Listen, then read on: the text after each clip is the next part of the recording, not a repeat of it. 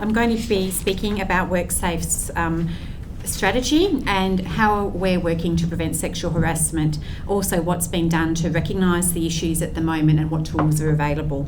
So as you'd be aware, WorkSafe is responsible for the regulation of both general and resources sectors in WA to ensure compliance with the Work Health and Safety Act 2020.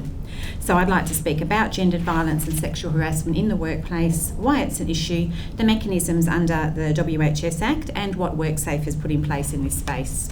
I am happy to be taking questions, so if there's something that feels like it's the right time, feel free to ask it, and otherwise I will have some time at the end for that as well. Oops, sorry, I went too far there. There we go.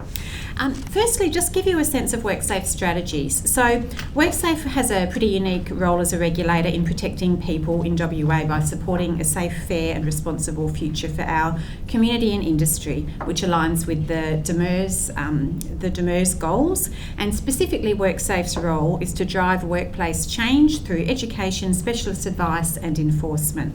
So what we did, just to kind of pull that together as, I guess, WorkSafe in its current structure and working across all industries, it's relatively new. So what we did is develop this WorkSafe the Way Forward 3-year strategy, and it's aligned to the National Strategy for Work Health and Safety, which, if you're familiar with that one, published by Safe Work Australia, that one is a 10-year strategy, and we decided to pull that into a 3-year strategy just to give us these focus areas over that time period. So it's a high-level rolling strategy, and it's intended to guide WorkSafe across all of those different areas and sectors to influence industry, to reduce work-related fatalities, injuries and illnesses. And those goals there, which are quantitative goals to reduce that harm, are aligned up with those aspirations at the national level. In particular, the Way Forward does describe the goals, priority areas and the measures for success that we are working towards at WorkSafe, and it provides an overview of our commitments so that workplaces can understand why the focus areas are targeted and the desired outcomes, measures and achievements. And not only is it assisting WorkSafe and helping us to align our work, but we think it may also help others and contribute to the work and understanding of others in the work health and safety system. So that might include researchers, experts and practitioners who also have a role in owning, contributing to and hopefully realising that vision of reduced harm. So within the strategy, we've identified 4 priorities at the moment. Normally I start at 1 and work my way through to 4, but today, because of the topic that we're focusing on, I'll start with priority 2, which is on psychosocial hazards. So WorkSafe's intent here is to improve the management of psychosocial hazards in the workplace and promote positive work practices supporting mental health and wellbeing. And part of that is we recognise the need to increase the capability of persons conducting a business or undertaking, PCBUs, and workers as well, to comply with duties to manage those psychosocial hazards so that workplaces are safe, respectful and inclusive. And the drivers here are quite a few, and I'll give a little bit more detail on them later, but things like the parliamentary inquiry, or there's been a couple actually that relate to this space. There's national work that's gone on. There's been concerns about the level of reporting and the level of knowledge of this hazard area under the WHS laws, and there's also been trends in terms of state and national workers' compensation, particularly at that national level. There's been really quite that elevation of both the number of psychosocial claims but also the severity. And in Western Australia, it hasn't been as severe at this stage in the claims area, but there has been an increase in those claims, and importantly, the relative costs of psychosocial or mental health claims as they appear in the workers' compensation system, they are disproportionately more expensive, and that recognises the complexity of those claims and the real difficulty that there is sometimes in returning people to work in a timely manner. And so, as I said, WA is not as challenged as the rest of the country at this stage, but as it's a trend, it's certainly something that we're keeping a very close eye on, which goes to partly why this is included as a priority here. And what we're finding now is that the awareness around psychosocial hazards has really lifted over the last few years, and even the word psychosocial, which is not my favourite, and it's really an awkward word, but it's the one that we seem to be stuck with at that national level in work health and safety, because it encompasses that range of factors we need to consider. But we have found that the awareness of that among people in workplaces has risen. People are certainly aware that this is something that has some relevance to them as an employer, for example. And that's a nice starting point, because I think, going back a few years, that wasn't the case, and people would say, oh, well, people's mental health, that is a personal thing for them. And so we've kind of moved on to that to go, okay, I've got some responsibility as an employer. But where we probably haven't really got to for the smaller and medium businesses, and indeed perhaps some of the larger ones, is what does that look like for us as an employer, and what are we expected to do with that? So that's where we're seeing the current gap at the moment. The confidence around that isn't as good as it could be. So one of our priorities there is, how do we do more education on how to reduce those risks? And that's why I've included it as a priority. And I will briefly touch on the other priorities. So going back to priority 1, we have the priority there about repeat hazard exposure. And the relevance of that one, it really is to assist us with those fatal incidents and the really serious harm incidents. And it recognises that some of those incidents are the same types of hazards that are repeated in the relevant sector time after time. There's a lot of things we know there in terms of how that kind of harm arises. And what we're really looking for there is that all organisations know what their critical risks are. They can identify them, they have identified them. And having identified them, what we're looking for is that they then identify, well, what are our controls for those critical risks? Are they the right controls? And having identified them, how confident are we that those are really reliable controls? Because if we're talking about something that could kill someone, you want that to be an exceedingly reliable control.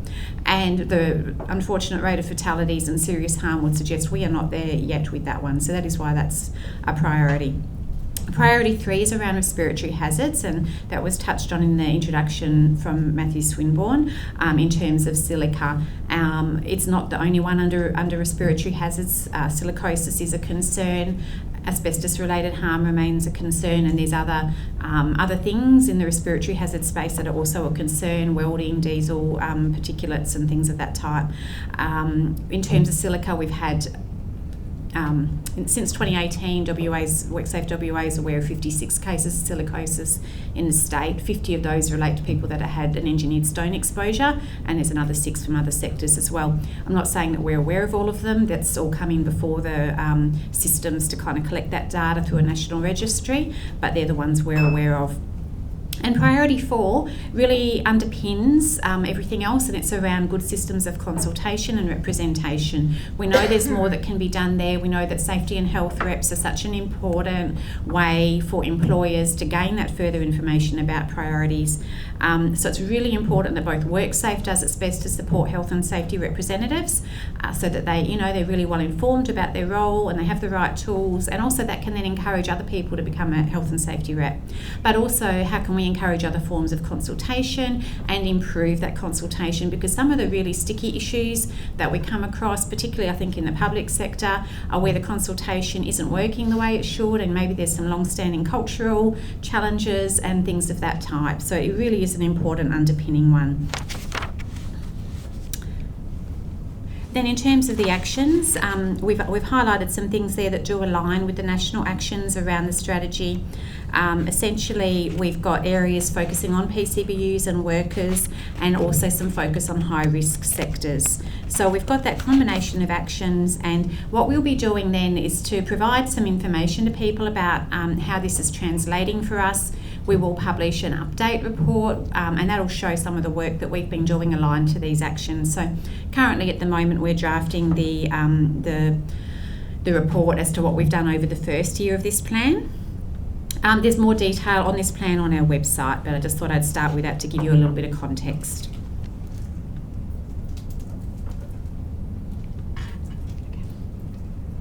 All right, so in terms of the sexual harassment issues, these have been really, brought to the fore over several years now.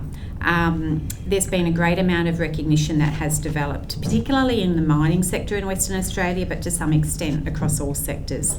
So I will start from, and obviously it's to some extent been going on longer than this, but it was particularly evident in the 2020 Respect at Work report by the Australian Human Rights Commission. Also the 2022 Parliamentary report in Western Australia, Enough is Enough, which I'll talk more about in a moment. The Respect at Work report found, and I'll just quote a little bit here, that workplace sexual harassment is prevalent and pervasive. It occurs in every industry, in every location, at every level in Australian workplaces. Australians across the country are suffering the financial, social, emotional, physical and psychological harm associated with sexual harassment, and this is particularly so for women. And that is pretty consistent with our experience as the types of issues that people raise with us and the industries they raise them from. They do cross sectors. We do think that, people's willingness to report them is quite variable. We see that with psychosocial hazards more broadly, where certainly if you believe the statistics, you think, well, the public sector is the main place where all that psychosocial harm and mental health effects do occur. But I think really what we're looking at there is a group of workers who have systems in place to report and some confidence about reporting, and they do report. And we are quite sure, and we certainly see cases of these kind of matters occurring in other sectors, but some of those sectors are really don't have such such certainty to be able to report things safely, and so we get under-reporting in those sectors. And I think either people put up with things that perhaps they shouldn't put up with, or they take action in other ways by leaving the workplace. But there's certainly some sectors that are pretty high risk, where you've got high turnover and low excuse me, some low levels of confidence around things like job security and the ability to report. And I know you all know the importance of those things with your work. I'll also mention, frog in my throat, the landmark study that was conducted by Curtin University Centre for Transformative Work Design. It found that up to 41% of women and 11% of men surveyed from the WA mining sector had reported behaviours of sexism or sexual hostility sometimes or more frequently than sometimes within the last 12 months. So that's still pretty high for that sector. And an international survey that was done for International Women's Day, now this is across Australia, there were widespread attitudes of disrespect to women in Australia identified. And in that survey, 1 in 5 Australian men that were surveyed believed that violence against women was often provoked by the woman. 36% of Australian men surveyed said that feminism did more harm than good, and 1 in 4 thought it was okay to use abusive, sexist or misogynist language online. 1 in 5 women has experienced sexual violence since the age of 15 in Australia, and there are high rates of anxiety and depression among young women. I don't, necessarily draw the correlations here, but these are things that are going on. This is the community issues that we're facing. These statistics recognise that inequality and gendered violence remain an issue, and these issues are present in the community and they're also present in the workplace.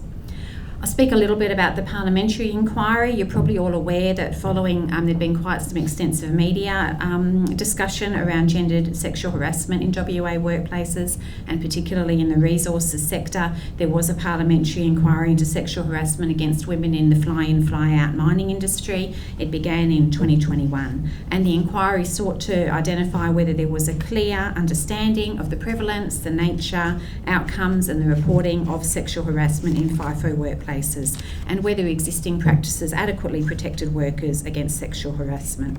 It asked about whether the regulations, policies and practices were adequate, and what actions were being taken both by industry and government to improve the situation. The inquiry did identify some pretty widespread harassment and even worse, sexual assault going unreported to the regulator, also unreported in many instances to the police, unreported to people at workplaces. So there was a lot of underreporting, and it found there was an urgent need to take action to empower those that had been affected to raise issues and to take action to prevent further occurrences. The report from that inquiry, which was the Enough is Enough report, was tabled in Parliament in June 2022, and there were 24 recommendations both for government and the mining sector.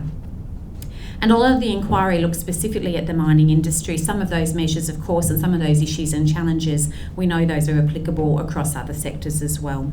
So the state government did provide a response that was supportive of addressing all of the recommendations that were in its remit, and government agencies, industry and unions have since been working through a lot of those issues that have been raised, to strengthen support for those affected and work collaboratively to share information and training, accountability, responsiveness, and work through those kinds of improvements. So there was a whole lot of findings, about 79 findings. There were 24 recommendations. So I won't go through all of those in detail, but some of the things that I'll be discussing do go to some of those recommendations. We'll also be publishing our final progress report on the actions taken in response to that Enough is Enough report, and I expect that to come out later this year. We are doing a new version of the WorkSafe website, so it's going to be separated from the Demers website. So there's a lot going on to get that live at the moment, and we're expecting that to happen ideally, I say ideally because I don't trust the time frame for website development, but I'm told it's the end of this month, so stay tuned for that. And so some of our new publications that we're looking to release will be after that new site goes live. So in terms of the legislative framework for this issue, the WA government has looked to, make sure there are suitable provisions here and support women in the workplace by making sure that we've got the right framework to create safe and healthy and inclusive workplaces. So in terms of the work health and safety legislation, it has been strengthened, and also, as we've heard earlier, just at a broad level, there's been modernised penalties put in place under the work health and safety laws. But some of the specific penalties that are useful in terms of psychosocial hazards start off in the WHS Act, which defines health to include both physical health and psychological health. And previously under the Occupational Safety and Health Act, it wasn't this specific. We always read health broadly as a regulator. We always read it to include both, and we were able to take enforcement action under that act. But this is really to make it more specific and increase that awareness of all the parties that it specifically does include psychological health.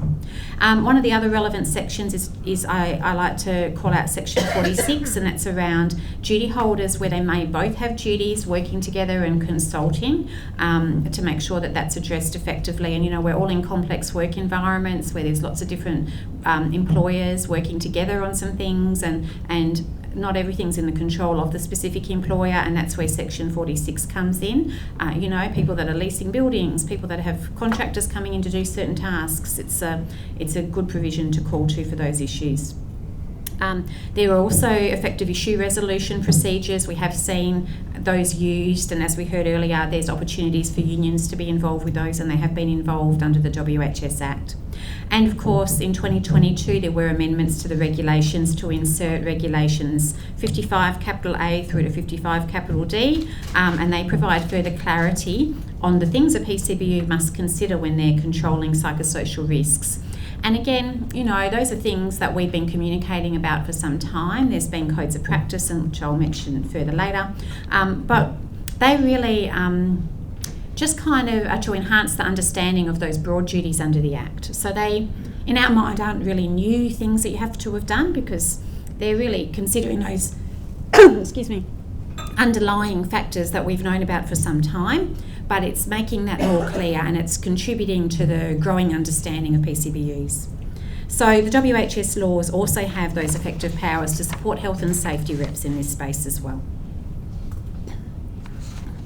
So at the same time as all of that's happened, WorkSafe's also taking a range of actions to assist with improving compliance. So one of the tools that we've started using, in particular our specialist inspectors, is to consider the use of survey tools, and that can include that if a concern's raised with us as a regulator, we can deliver an anonymous survey to a group of employees to get that result coming just back to the inspector, and get a sense of what those employees as a group would like to say about those issues, because sometimes it can be hard as a regulator to know whether you've just got one kind of problem at the workplace, or whether you've actually got a situation where 80% plus of the workplace are affected. And using this kind of tool really helps us get a sense of scale and severity that's otherwise difficult to assess on an individual basis. So inspectors have also obviously continued visits. As I said, we've got specialist inspectors, but we've also encouraged, and it is happening, that inspectors from non-specialist, if you like, areas are also talking about psychosocial hazards when they go out and about doing their normal work. But it is increasingly becoming part of those standard priority issues that are discussed when we do our visits. And that includes that the inspectors are doing their planned visits, but also unannounced visits as well, audits and other kind of checks to see what's in place. And importantly, of course, talking to workers and health and safety reps one-to-one about what's going on and what issues they might have, engaging with subcontractors, people working labour hire, and those people through various employment relationships and roles. And in terms of what we do, when there's issues identified, it's our normal range of tools. So it can commence with providing information, providing guidance, and pointing people in the right direction through to issuing notices, generally improvement notices for these kinds of issues, and those are things that we would check back to see if improvements are being made. And as you'd probably be aware, it's rare for us to prosecute in this space, but we have recently commenced a prosecution action against a PCBU which we allege has failed to provide the suitable safe systems in place around psychosocial hazards and workplace behaviours, and we'll see how that plays out in terms of the court process. All reports of inappropriate workplace behaviour are registered with us. We triage them, we assess them to see which ones proceed to investigation. We treat them confidentially unless the person reporting is okay for that to be openly discussed, and we are open with the complainant whether or not they want to provide their name. Obviously, if we don't have much detail, we can only ever do kind of a high level compliance check of the systems in place, and if we have a bit more information, we can do a bit more. We also provide information to complainants, inquirers, etc. about other agencies, and I was saying to someone in the breakout, this is a pretty complex space. We need to inform them about other agencies such as Equal Opportunities Commission, the Fair Work Ombudsman, Fair Work Commission, the WA Industrial Relations System, and the different provisions, the different options and solutions, if you like, that might be available through those different means, because it's essentially different outcomes, and we want to make sure that is the service we're offering, which is really around compliance and improvement at the workplace and prevention largely, is that what they're after, or is really one of those other services what they're after. The other thing that we have started doing is, if we are not progressing a matter to an investigation, one of the other things we do is retain lists of organisations that we might invite to educational events, workshops and things like that, to help build their capacity around their abilities to deal with these issues. There's been a fair bit of information coming out in this space, not just from WorkSafe, but at a national level, Safe Work Australia, the Australian Human Rights Commission and others. We've also arranged one of, a bit of a specialist in terms of gendered violence, Dr. Dean LaPlonge, to hold some workshops for the mining sector, following up on some he did some years ago for us, and that's an image of one of those up there. He's also run some workshops under the Lead Change Respect program, and that's a program that's been funded by Fortescue under an enforceable undertaking. They're providing, some service to the sector under that enforceable undertaking. They're also developing a range of other resources that they're designed for use by contractors in the mining sector, but really they can be used for any organisation or sector. And they're shortly going to be releasing a dedicated website for Lead Change Respect where those tools are going to be available. So I think I'm looking forward to seeing that. I think there's going to be a range of kind of information products and videos and so forth. Another one that we did around education, which was quite a big one, back in August 2023, there was a big summit called the Mining Industry Summit Driving Respect that had about 1,500 guests, a large number of senior leaders across the mining sector, and a range of experts delivering information. Last year, during Safe Work Month, so 2023 Safe Work Month, we ran a one-day forum on psychosocial hazards, and it was the one that was, of our events that year, most quickly booked out. It really shows that while we feel like there's a lot happening in this space and there's a fair bit going out there, there's a lot of demand still. A little further information in terms of the codes of practice. You're probably aware of these.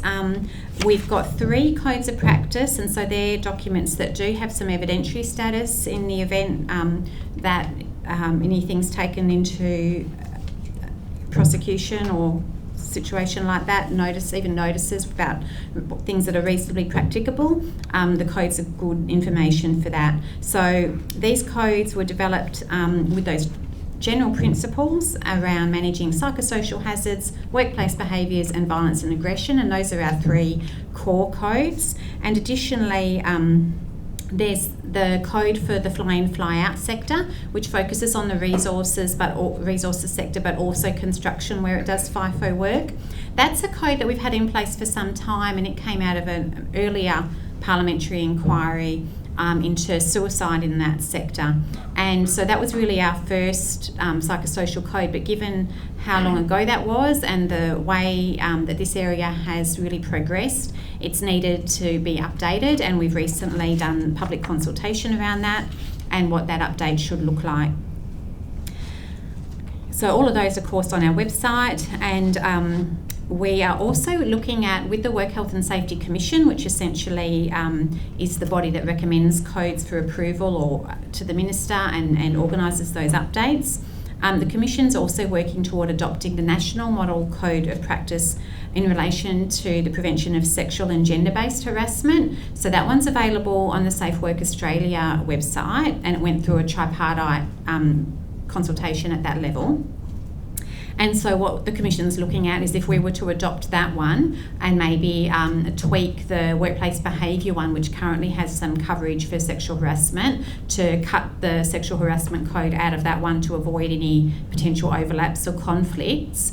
And then we would have this one for sexual harassment. We're aware that then that is a whole heap of codes. That would then be 4 kind of general ones and a FIFO one. So it is on the Commission's radar to consider that going forward, and whether or not any of those could be brought together or modified, or how do we make that easier to navigate for people, noting that codes can be pretty heavy, and they're certainly not the kind of guidance that everybody is after. They're a solid read, each and every one of them in themselves.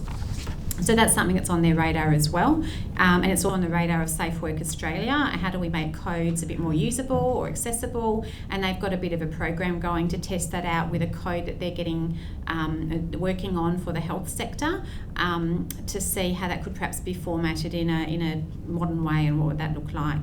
And internally at WorkSafe, we're also we've brought on a couple of people to have a look at that for us as well, and just think about modern ways of communication. Is this something we should be doing with our codes to make them more accessible?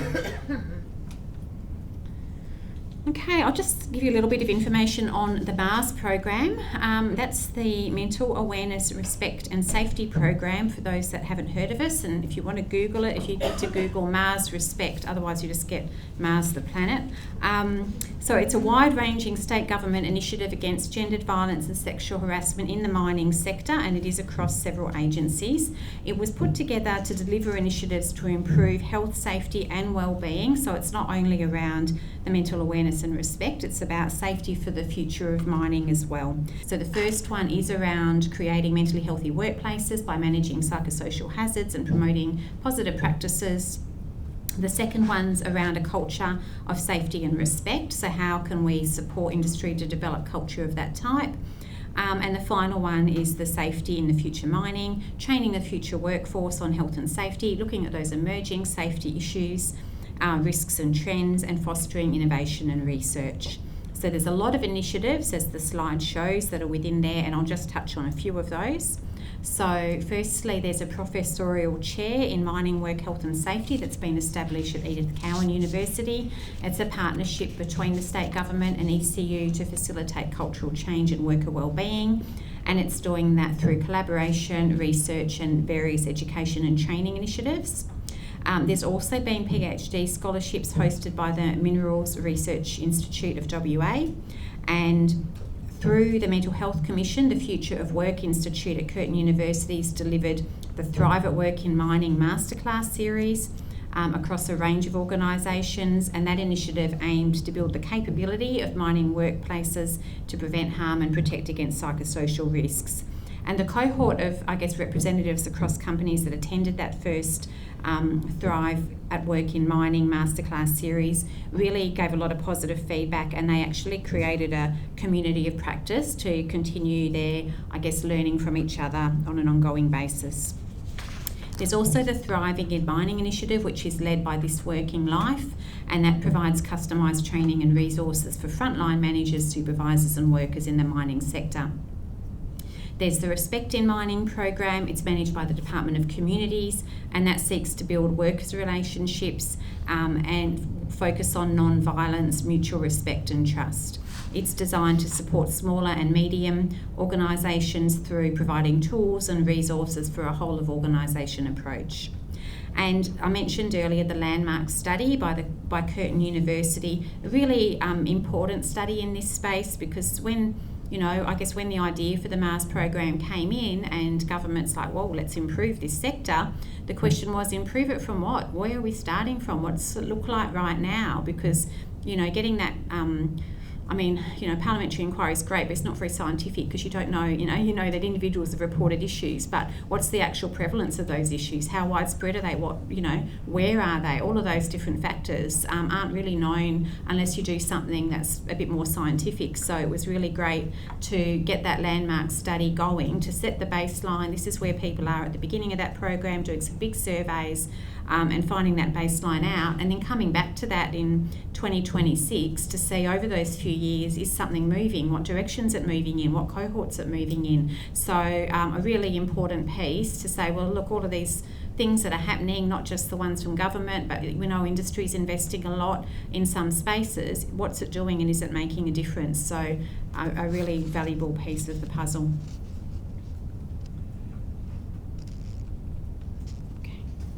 So I hope you can get the impression there that there's a lot of work being done to try to stamp out gendered violence and sexual harassment in WA workplaces. And certainly WorkSafe's committed to improving the management of psychosocial hazards in the workplace and educating workplaces on how to create and sustain safer and healthier workplaces.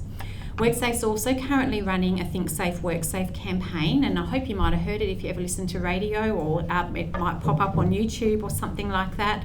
And the reason for that is that, I think over the last few years, the kind of WorkSafe branding has waxed and waned, and it's certainly had some low points because we're part of DEMERS, and it all gets a bit confusing and people don't always know about the regulator. And when we think about the workforce in WA, very multicultural, a lot of them people coming from overseas, and they wouldn't necessarily know, is there a regulator for this? Who are they? What do they do? And so we're starting with this campaign, the Think Safe, WorkSafe campaign, just to improve awareness of the brand, our role as a regulator, a little bit about a high level that there are duties under work health and safety laws, and that you can contact WorkSafe. So a basic awareness one, but we are hoping that it helps. Tragically, sometimes we hear after an incident that people are saying that the person who was in the dangerous situation had concerns and they didn't know who to ask about them. And it is important that people know that there's avenues for them to raise issues, and whether that's their union, their health and safety rep, their regulator, all of those, it's important that they know that. So thank you for your work as well as it relates to building safer workplaces, and whether that's in psychosocial, whether that relates to physical injuries and illness. Thank you. The differences that get made over the decades, and I didn't show the graph with the downward trend. That is generally a downward trend. Over the decade, it does make a difference, and industry's got really busier. So often the graphs that we look at with the downward trend are not adjusted for the size of the workplace. And if we were to, it's harder to do those graphs with the adjustments, but if we were to do that, it would even be more impressive, the difference that's happened over the decades. But it's only a collective effort that makes that difference, and if we want to keep it going down as we do, then it's only a collective effort that keeps it going in that direction as well. So that's some ways to keep in touch with us. Hopefully you're already in touch with us, but I encourage you to do that otherwise. And I'm really happy to have any questions, whether they're around psychosocial hazards or just random work health and safety things. Thank you.